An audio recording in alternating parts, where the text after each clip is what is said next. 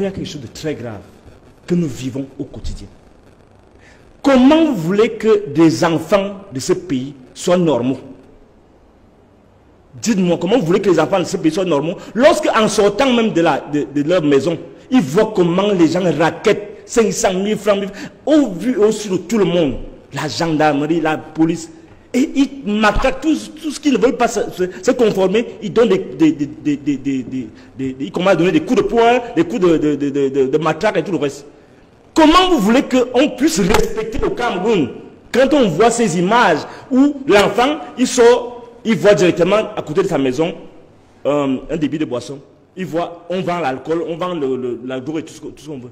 Et ce qui est grave, c'est que quand on porte ces éléments je vous en prie. Oui, lorsqu'on porte ces éléments à l'attention de la hiérarchie, notamment le délégué général de la Sécurité nationale, les gens sont en train de se moquer de nous, que bon, on va voir ce qu'il va faire. Et avant-hier encore, il y a 2 ou 3 jours, c'est quelque chose de très grave qui s'est passé à Lembeyezoum. Il faut que les Camerounais sachent. Lembeyezoum. Lembeyezoum. Dans un village, je crois le village s'appelle Ekan. Ekan. Nous, les Ekan.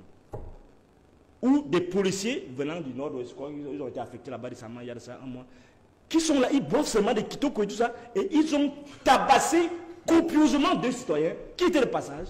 Et là, ils étaient les premiers à les prendre pour les mettre en cellule. Avec double fracture, monsieur. Vous voyez dans ces genres de situations, et j'interpelle le chef de ce village qui est vers les... Il faut bien que vous compreniez ça. Monsieur Atangandji, il faut voir ce dossier-là. Ce monsieur fait les doubles, il fait une catastrophe là-bas, et en complicité avec les policiers. Et c'est la même chose qu'on voit partout, même en Foula où j'habite. Les gens font des barrières mixtes. On ne sait pas qu'est-ce qu'ils contrôlent. Et voilà, 1000 francs, 500, 1000 francs. C'est honteux pour notre pays. D'accord, vous voulez que Biya lui vienne faire quoi? Là. Et vous qui donnez même ces 500 là, vous ne pouvez même pas, vous n'êtes pas capable. Non, c'est nous qui devons vous défendre. Non, c'est honteux pour nous. Oui, c'est passé. Je donnais à Sombadi quelque chose de fondamental. On ne peut pas gouverner à l'urgence. Au niveau de c'est comme le Cameroun est en pilotage automatique. C'est-à-dire que c'est comme il n'y avait pas de patron. C'est tellement flagrant, c'est tellement dégoûtant quand on voit ces gens. Il n'y a pas de dignité, il n'y a pas de hauteur par rapport à cela. Je suis d'abord surpris et content que pour une fois, Madame le ministre, qu'elle ait pu délaisser son verre de champagne parce qu'elle aime bien se mettre en évidence, buvant du champagne, faisant la grande vie dans les belles maisons. Bon, c'est déjà au moins quelque chose, qu'elle puisse se concentrer à son travail de journaliste, de ministre. Donc, c'est bien. Donc, je lui dis d'abord, merci Madame le ministre, vraiment, vous êtes redevenu normal. Vous pouvez déjà maintenant parler des choses qui nous concernent, ce pourquoi vous êtes nommé. Donc, pour revenir à la question des ordures, il n'y a pas de politique dans aucun domaine. Les gens qui sont là depuis 42 ans, je ne sais pas qu'est-ce qu'ils font même en fait. On n'a pas de leçons à leur donner, mais vraiment, quand on voit ce genre de scènes, vraiment, c'est comique. Parce que en réalité, quand on parle... préciser ceci, Frédolanque, docteur. Alors, le ministre de l'Habitat et du Développement urbain envoie une correspondance au maire de ville. Oui. Alors, dans laquelle elle demande au maire de ville de prendre des dispositions pour engager, pour contracter avec, à nouveau avec Isacam, avec Tiklof, les entreprises chargées de ramassage des ordures dans la ville de Yaoundé. Et d'abord, jusqu'ici, le maire de ville dit n'avoir jamais reçu cette correspondance et que, dans tous les cas, lui avait déjà engagé une procédure avec la présidence de la République pour la reprise du ramassage des ordures, du nettoyage de la ville de Yaoundé. Et donc... non, tout ça, c'est les... tout ça, c'est les prétextes. C'est-à-dire que chacun se positionne.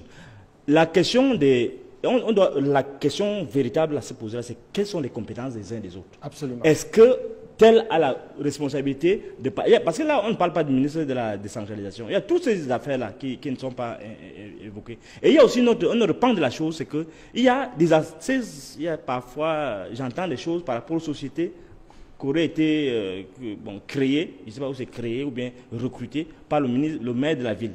Donc, avec des relents bizarres, on ne sait pas à qui appartient la société, si c'est un proche ou bien c'est un lointain, parents de qui. Bon, bref, il y a des questions de corruption qui sont sous-jacentes à cette question-là. Donc, mais on ne peut pas tout de go condamner le maire de la ville. Parce que je ne vois pas censément quelqu'un qui a été coopté, parce que le maire de la ville a été coopté. Il y avait quelqu'un d'autre qui était bien positionné pour être maire de la ville. On connaît l'histoire. Donc il a été coopté. Sur quelle base? Bon, alors, s'il a été coopté, est-ce que c'est simplement parce que c'est un type qui est complètement incompétent? Ou bien, il peut avoir aussi des difficultés à avoir accès au financement. Parce que les maires se plaignent qu'il n'y a pas de financement. On a dit qu'ils transfèrent de compétences et tout le reste. Mais est-ce qu'on a transféré? Je crois qu'on est à quelque chose pour cent. Je sais pas, mais un maire de la 3%. Un maire de la ville va faire quoi sur cette base-là? Première chose. Deuxième chose, lorsqu'on dit que le président de la République est venu, lui il est venu vraiment en sapeur-pompier arranger tout. Non, ça pose des problèmes. Ça veut dire qu'il y a un jeu de dupes. La présidente de la République ne peut pas tout faire. Quel est ce pays où, Dieu donne le dit tous les jours, quel est ce pays où c'est seulement le président de la République qui paie? Pourquoi il nomme ces gens? Si c'est qu'ils sont incompétents et qu'ils ont l'argent, ça veut dire, ou bien il les met simplement en difficulté. Donc au-delà de ces questions de management, même au niveau de l'équipe gouvernementale, la question fondamentale c'est là, quelle est la politique de l'ordure? Quelle est la politique d'industrialisation du pays? Parce que s'il n'y a pas un petit fonds d'industrialisation, on ne va pas comprendre qu'est-ce qu'on va faire de l'ordure. On ne va pas comprendre même l'ordure c'est une richesse. Comment donc arriver donc à faire comprendre à ces gens, au-delà donc de cette petite bagarre de gamins là, je n'ai pas lu la lettre, j'ai reçu la lettre, on peut s'asseoir, parce qu'il y a une complémentarité. Bon, le législateur a conçu une complémentarité. Le ministère de la décentralisation, le ministère de la ville, le ministre de l'urbanisme, et ainsi de suite. Donc il faut qu'il y ait une complémentarité. Si les gens donc continuent à s'échiner sur une affaire de lettres, ça veut dire qu'ils n'ont pas les priorités de ce qu'ils font. Ils n'ont pas de vision pour le pays. C'est le problème fondamental qui se pose là. Ce n'est pas une question d'argent, non. Il manque certes d'argent, mais il manque fondamentalement de vision. Il manque vraiment de la lecture qu'ils ont de leur monde et comment ils peuvent le moderniser pour qu'on arrive à avoir un pays qui fonctionne sur les normes. Oui, alors que la procédure de nettoyage de la ville avait été enclenchée par la mairie de Yaoundé, est-ce qu'on comprend la correspondance du ministre qui vient, on dira, sur le tard, alors que les travaux déjà avaient été lancés sur 3 jours, que le maire de la ville de Yaoundé avait instruit aux entreprises qui s'occupent de ces nettoyages, et que la présidence de la République avait commencé à donner la première réponse favorable pour la reprise des travaux. Boni Philippe, rien ne vient sur le tard dans le secteur des ordures. Ce sont des concurrents. Selon nos informations, la ville de Yaoundé aujourd'hui n'avait pas un concurrent, du moins le concurrent que le maire Luc Messi a trouvé, a expiré en 2023. Absolument. Il était confronté à des difficultés à renouveler. Est-ce le renouvellement des obstacles liés aux contraintes internes, ou bien c'est lui-même qui voulait positionner, parce qu'on dit souvent ce secteur est monopolisé par Isakam. Isakam, c'est le fleuron de l'assainissement au Cameroun. C'est-à-dire, ils connaissent leur job. Ils savent ce qu'il faut faire. Mais la contrepartie, c'est qu'ils doivent être payés. Et pour la plupart du temps, on a vu des fonds d'investissement mettre de l'argent à Isakam, acheter l'équipement. C'est maintenant au niveau du recouvrement des ressources de Isakam qu'il y a un problème. Et ce problème vient du fait que on pense toujours que c'est le président de la République qui doit agir. Moi, je le dis sincèrement. Si les gens de la présidence de la République étaient arrimés à la vision du président de la République et au cadre juridique, le maire de la ville, on l'aurait changé d'autant aussi. Parce que ce n'est pas à la présidence de la République qu'on gère les ordures. J'ai toujours dit qu'il faut qu'on revienne un peu à un réaménagement mental, managérial, même dans notre ingénierie. Il y a un nouveau cadre.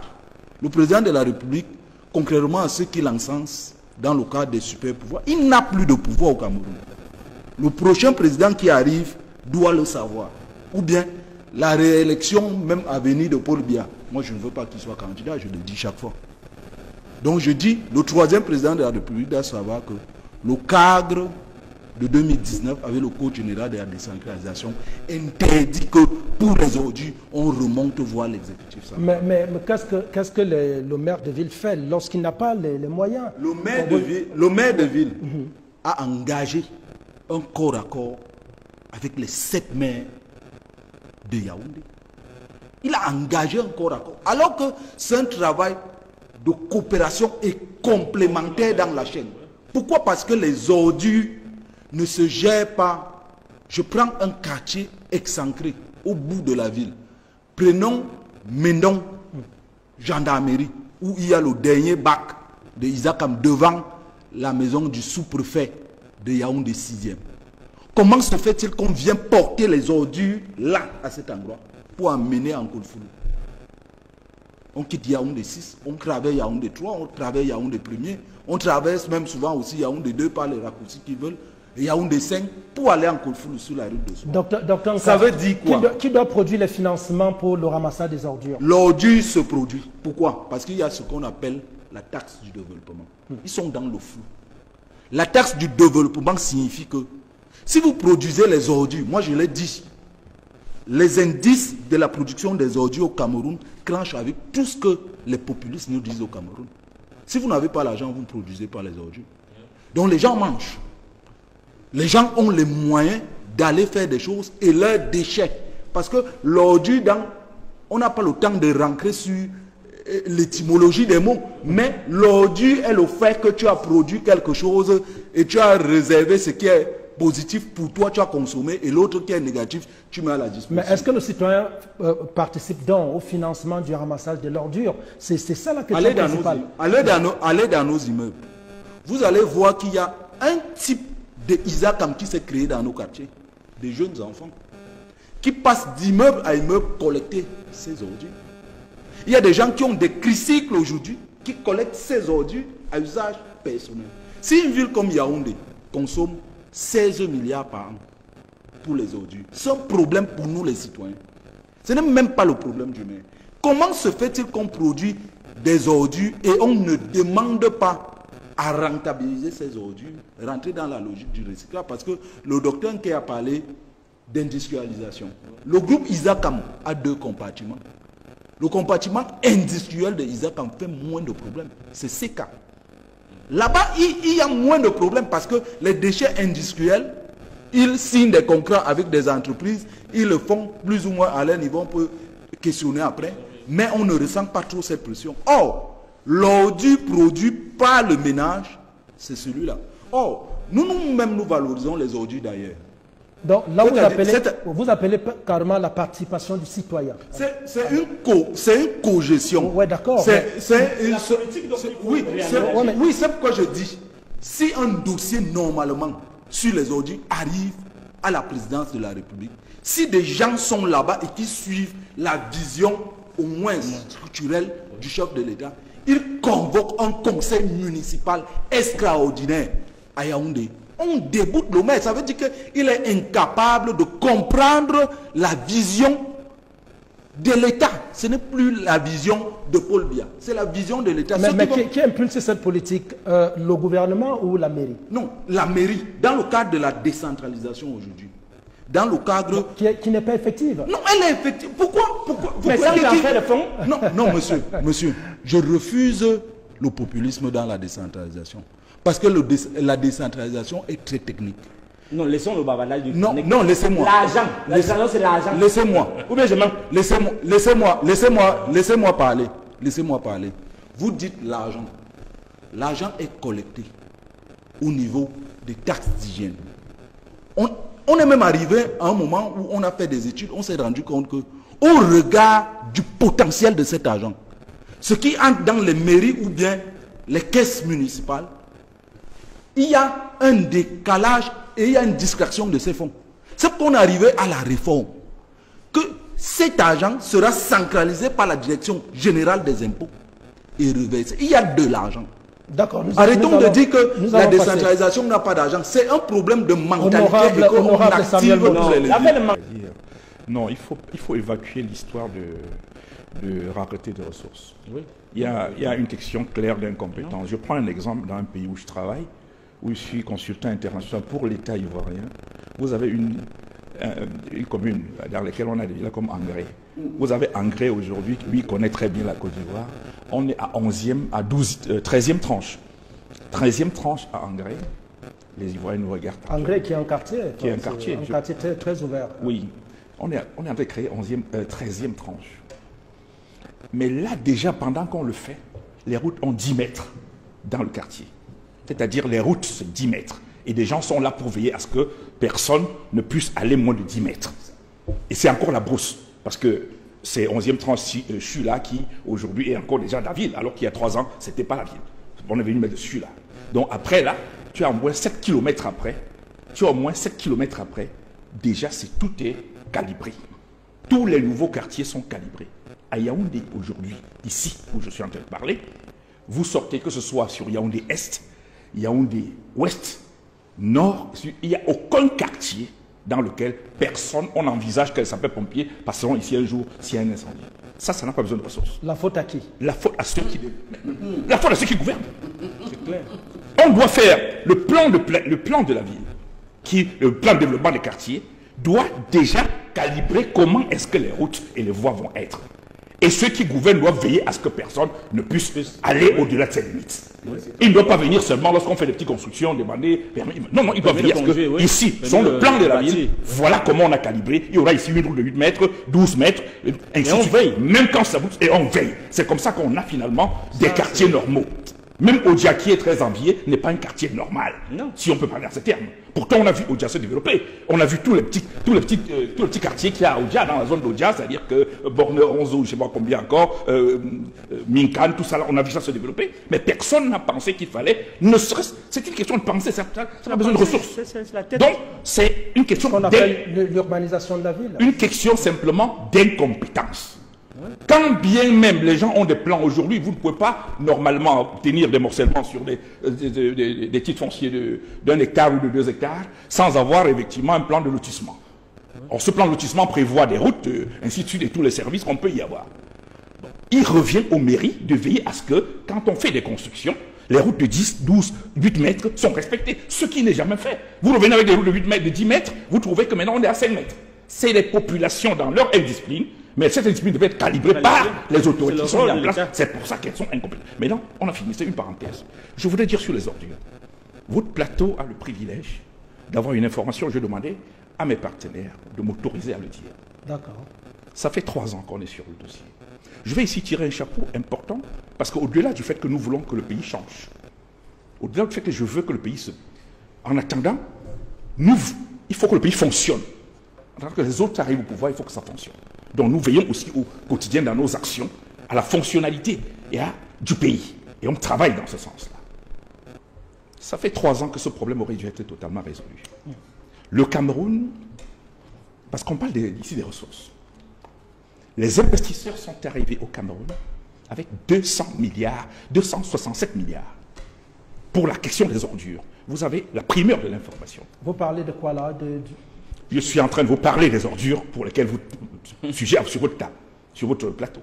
Et je vous donne une primeur d'information. Ouais. 267 milliards disponibles pour gérer cette question. Et ils sont où? Je tire le chapeau au SGPR parce qu'il a fait son boulot à sa manière. Le PM aussi a fait son boulot à sa manière. Je tire le chapeau. Je tire le chapeau au ministre des Finances qui a très bien compris très rapidement l'importance d'un tel projet. Et même le MINCAF qui est entré en jeu et qui, très rapidement, à la demande du Premier ministre, a fait ce qu'il avait à faire. Ce programme, pour lequel ces investisseurs sont arrivés, vous ne savez pas, mais c'est notre cabinet qui avait la charge d'un certain nombre d'activités de lobbying. Je le dis de manière officielle. Mais ils sont où, les investisseurs? Laissez-moi vous parler, messieurs. Vous voulez l'information ou vous voulez quelque chose? Oui, mais je veux l'information. Ok, je n'en parle plus. Non, mais allez-y. Vous ne voulez pas l'information? Allez-y. Vous êtes... Non, laissez-le. Non, qu'il finisse. Allez, docteur, allez-y. J'espère que je pourrai le prendre. 267 milliards de francs CFA. Le projet sur 267 milliards de francs CFA. Ouais. Et je dis que si la gouvernance camerounaise fonctionnait bien, on ne s'en serait pas là aujourd'hui. Là, vous avez ça sur la ligne. Le ministre des Finances a été salué, le SGPR a été salué, le Premier ministre a été salué. Après, maintenant, je vous entends encore parler quand même des problèmes de gouvernance, mais on attend. Je continue de parler. Pourquoi est-ce que M. Motte, honorable Motte, doit pouvoir me donner l'orientation ou la structure? Je ne donne pas l'orientation. Donc écoutez-moi, c'est moi qui choisis la structure de mon discours. Okay, c'est moi qui choisis le nom que je mets sur la table et l'orientation. Hein? J'en suis encore maître. D'accord. Et je dis, le projet était bloqué. Malgré l'intervention, malgré la prédisposition de tout ce monde. Non, reprenez. Alors, vous dites que le projet a été... Bloqué par quoi? On a carrément... Non, laissez-le, honorable Motte. Bon, je parle ça actuellement. Le projet a été bloqué, c'est ça. J'ai dit que ce projet n'a pas pu aboutir. Pour l'instant. Bien n'a pas si encore. Pour l'instant. J'ai dit bien pour l'instant. Je suis obligé d'en parler. Parce que... Je suis obligé d'en parler parce qu'on parle des ordures. Les premiers problèmes se sont posés sur les égoïsmes des individus. Parce que ces autorités qu'on cite tout à l'heure, bien entendu, quand ils veulent être sérieux, parce qu'ils ne sont pas toujours pas sérieux, quand ils veulent être sérieux, ils sont sérieux. Lorsque vous envoyez les plénipotentiaires pour discuter d'une affaire, il faut encore savoir quel mandat ils ont reçu. Lorsqu'ils rentrent avec leur rapport, je ne suis pas sûr que ça vous prédispose à avancer dans l'opération. Nous avons été bloqués dans les réunions à la primature, souvent sur 3 réunions, pour une question des détails, où des gens sont revenus pour nous bloquer sur ce qui est la propriété des déchets. Ça, c'est un premier débat. Que bon, comme il y a l'argent, il faut qu'on sache que c'est les maires qui sont... C'est dans les mairies qu'on a les déchets, et que donc, de ce point de vue, il faut qu'on voit comment on paye les déchets. Ça veut dire qu'il... On doit acheter les déchets, monsieur. On doit acheter les déchets. Si c'est une matière première, on l'achète. Est-ce qu'on doit acheter? C'est ce qu'il faut dire aux citoyens aujourd'hui. Est-ce que vous pouvez me laisser finir? Si on vous a bloqué sur ce niveau, ils ont raison. Mais c'est le donc aller jusqu'au bout. Mais là, il nous annonce quelque chose de grave quand même. Ce n'est pas grave. Bon, l'économie circulaire, ça se passe monsieur, mais c'est pas grave, comme vous dites, un financement... Monsieur, 260 milliards dans les ordures, ce n'est rien. Monsieur, si le montage n'est pas satisfait pour avoir la matière première qui produit... Le Cameroun, à l'heure actuelle, n'a même pas 20 milliards de francs. Docteur Non, ce n'est pas l'argent qui... Docteur Mke. Merci beaucoup, je peux parler. Docteur Mke, allez-y. Pourquoi tu me cailles? Allez-y. Je ne voulais pas, parce que c'est un projet en cours, c'est juste pour que l'opinion comprenne que des solutions existent pour l'instant. Nous avons eu au moins une dizaine de réunions à très haut niveau sur cette question. Et je dis que les trucs ont à choper, si on aurait dû finir depuis 2024 à résoudre ce problème-là, La communauté urbaine qui peut-être nous regarde, ils savent que ces réunions, c'était avec la communauté urbaine. C'était avec la mairie les mairies de ville de Douala et de Yaoundé. C'était avec les différents ministres. Vous permettez que je vous relance? Concernés. Donc, oui, si vous voulez.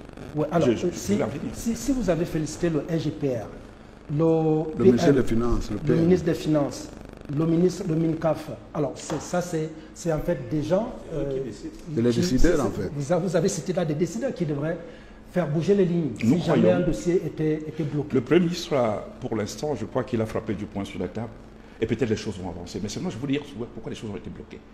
C'est pour cette première raison. On nous a fait chialer sur la propriété des déchets, c'est le premier élément. Le deuxième élément, c'était sur le cadre légal. Parce que justement, par rapport à ce qu'on est en train d'entendre ici, chacun peut dire comme il entend. Nous avons étudié le cadre légal de manière claire. Et justement, il y avait un problème.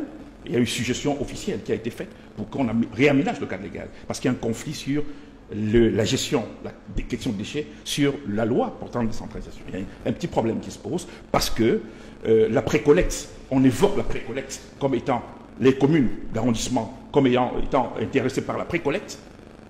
Et la collecte, c'est la mairie de ville. Alors, précollecte pour faire quoi? Ça posait un problème. C'est-à-dire que, est-ce que vous pouvez précollecter sans stocker vous-même? Ça, ce n'est pas réglé par le législateur. Ça, c'est très important de le rappeler. Parce que les mairies de ville sur lesquelles s'adosse le projet, pas les mairies de ville, les mairies d'arrondissement, pouvaient jouer un rôle central. Pour la simple raison que le projet qui est sur la table aujourd'hui permet de résoudre un problème qu'Isaac Tanlieu ne peut pas résoudre. C'est-à-dire qu'il n'a pas les matériaux nécessaires pour aller au-delà d'un certain nombre de quartiers, c'est-à-dire dans certaines zones. Si ces camions ne peuvent pas arriver, ils ne peuvent pas arriver. Ça veut dire qu'il faut un segment qui permet de précollecter. À cause de l'accès difficile. De l'accès difficile et tout ça. Et ces problèmes étaient pris dans le package du projet, sont pris dans le package du projet. C'est-à-dire qu'il y a un segment d'entreprises qui gravite autour de ce dispositif qui permet que dans les grandes villes, puisque le projet concerne les deux villes, Yaoundé et Douala, qu'on puisse précollecter avant de faire le stockage. Mais ce stockage permet de produire de l'énergie.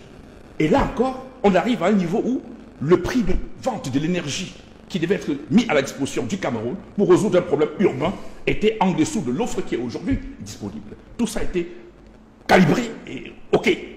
Tous les acteurs sont OK là-dessus, y compris l'EDC, y compris l'ARCEL, tout le monde qui a été... Où sont-ils les investisseurs au moment où on parle? Ils seront... Les investisseurs sont là. Si tout est débloqué, ils sont là. Comme je suis en train de dire. Ça veut dire qu'il faudrait, je ne vais pas entrer dans tous les détails d'un projet important, il faudrait tout simplement que ceux qui décident, que ce soit le SGPR et le PM, sur cette question-là, qu'ils rassurent le président de la République pour qu'une décision de contractualisation soit faite sur le cadre projet.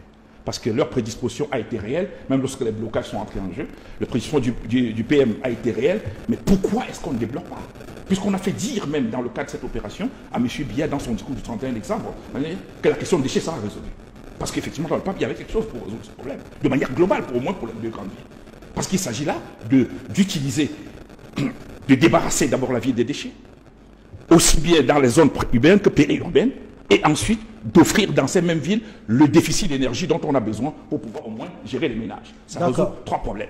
Et là encore, par rapport au segment qu'Isaac avait, il faut noter que la subvention de l'État vient compléter celle de la coopération internationale et celle qui est faite par les impôts qui sont pour permettre... Donc si ce n'est que les impôts et celle de la coopération internationale, ça ne suffit pas. Et le maire de la ville l'a dit dans ses rapports, la communauté urbaine l'a dit dans ses rapports. Et donc, pour alléger, parce qu'il ne faut aussi pas oublier que la collecte aujourd'hui c'est 16 000 francs environ. C'est-à-dire que ce qu'on paye pour Isakam, c'est 16 000 francs. Et les 16 000 francs, dans les 16 000 francs, vous avez environ, pour la collecte, environ, je crois, 12 000 et environ 4 000 pour l'enfouissement, pour le traitement. Oui, ouais. Alors, nous disons, dans le cadre de cette offre qui est faite à l'État du Cameroun, ces 4 000, on les épargne. Ça veut dire qu'à la réalité, l'État ne subventionne plus de ce montant. On diminue la subvention de l'État par rapport à la collecte parce qu'ils ne vont plus payer pour qu'on détruise les ordures. Parce que nous, on paye aujourd'hui de 4 000 francs pour détruire. Information très importante que vous nous partagez ce matin avec ici. Donc nous souhaitons pour conclure que cette prédisposition favorable puisse trouver un maillage important, que les différents acteurs s'entendent et que finalement le Cameroun puisse bénéficier de ce financement qui est fait à notre pays pour résoudre 2 problèmes majeurs. Merci infiniment pour cette importante information. Dieudonné Somba, on ne va pas revenir sur ce scandale parce que c'en est un. Mais ce qui est important pour vous, Dieudonné Somba, oui, mais bien sûr, que l'on fasse traîner, 260 milliards de francs CFA. Ce n'est pas un scandale. Même quel investisseur, on veut savoir. Je ne refuse de vous le donner, monsieur K. Je refuse de vous le donner, on est encore en stratégie. Je donne une information globale, je ne vais pas entrer dans une stratégie. Dieudonné Somba, cette tension et querelle de personnes nous perdent alors que des questions essentielles existent. La question principale ici, dans la question d'ordures ménagères, de ramassage ou nettoyage, c'est la question de financement. Est-ce que vous pensez qu'on va y arriver? Aujourd'hui, la présidence a peut-être réagi à la suite de la sollicitation du maire de ville. Mais est-ce que demain, on ne va pas retomber dans les mêmes inquiétudes d'une ville qui est complètement polluée?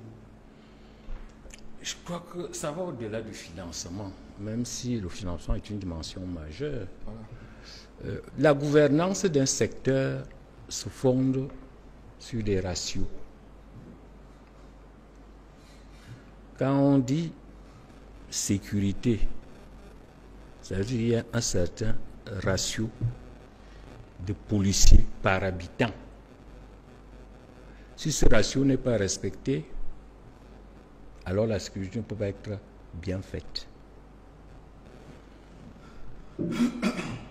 Un ratio utilisé en matière de gestion de déchets, c'est par exemple la dépense par habitant. Lorsque à Yaoundé, la dépense par habitant, c'est 2 000 francs par an. À Abidjan, c'est 7 500 francs. Et à Kigali, c'est 10 000 francs par habitant. vous comprenez bien que rien que ce ratio montre que, disons, explique la situation des déchets. C'est-à-dire que le ratio est trop faible. Voilà, trop faible. Et là-dessus, la question qui se pose, c'est qui doit financer? Jusqu'à maintenant, le traitement des déchets, l'enlèvement et le traitement, s'est fait à 85% par le budget central. Et seulement 15% par les... Mais est-ce que cela est normal? Est-ce que c'est compréhensible? C'est là donc c'est pour ça que je parle de modèle. C'est-à-dire qu'en fait, parce que quand les gens parlent de financement, c'est comme si le modèle était bon. C'est-à-dire même avec les financements, il y aurait... Oui, c'est la logique même qui régit. Vous avez le système des ordures, c'est caractérisé donc par ce sous-financement qui se manifeste par une absence d'investissement. Nous avons la décharge d'un Kolfoulo qui est pratiquement saturée. Bien sûr, et qui met dans une Il faut créer d'autres décharges. Nous avons des quartiers qui souvent sont mal desservis et qui n'ont pas des infrastructures de collecte. Donc il y a donc tous ces retards-là en matière d'infrastructure. La question aujourd'hui, c'est qu'est-ce qu'on fait? On a conçu une sorte de fiscalité de porte lorsqu'on a créé les droits d'assises de traitement des déchets. C'est une option qui tient un peu la route, mais il faut faire plus. Il faut faire plus parce que je crois que c'est un cas qui disait tout à l'heure que c'est les gens qui produisent les déchets. La première chose, c'est qu'il n'est pas normal que les déchets des gens, les déchets que les gens de Yaoundé produisent, soient portés par le budget national. Oui. C'est pas normal. C'est-à-dire le simple bon sens. Yaoundé a plus de 5 millions d'habitants. Et l'habitant de Yaoundé a en moyenne un revenu monétaire 8 fois plus élevé que la moyenne nationale. Comment voulez-vous que des gens qui sont les plus riches d'une manière globale, parce que Yaoundé c'est quoi? C'est les ministres, c'est les hommes d'affaires, c'est les hauts fonctionnaires, c'est tout ce qu'on peut rencontrer comme la plus haute élite du Cameroun. Comment on ne peut pas concevoir un modèle de participation de cette haute élite pour enlever les ordures qu'elle-même crée? C'est-à-dire quoi? En créant une taxe supplémentaire, une taxe de plus et de trop? Non, et là nous revenons dans le problème de la décentralisation. Est-ce que l'organisation de l'État actuel permet aux autorités municipales de Yaoundé de leur dire que vous salissez votre ville, vous devez payer pour la rendre propre? Mais est-ce qu'ils ont le pouvoir de prendre ces décisions, par exemple? Justement, c'est pour ça que je dis que lorsque vous-même, c'est-à-dire, quand les gens disent manque de financement, non. Le manque de financement n'est pas une excuse. C'est le modèle. Parce que quand vous êtes dans un modèle qui ne vous permet même pas d'optimiser le potentiel, hein? Parce qu'un financement, disons, qui serait tout simplement le paiement des services, et non pas une sorte de fiscalité, encore qu'aujourd'hui, cet argent, même quand on le ramène d'abord à la trésorerie. À la trésorerie. Et la trésorerie, comme elle est unique, il y a des priorités en matière de décaissement d'argent. Or, très souvent, même lorsqu'on a prévu des ressources pour des activités de type social, comme l'enlèvement des ordures, ou même de type productif, ces activités-là sont écrasées dans la priorité par ce qu'on appelle des activités de souveraineté.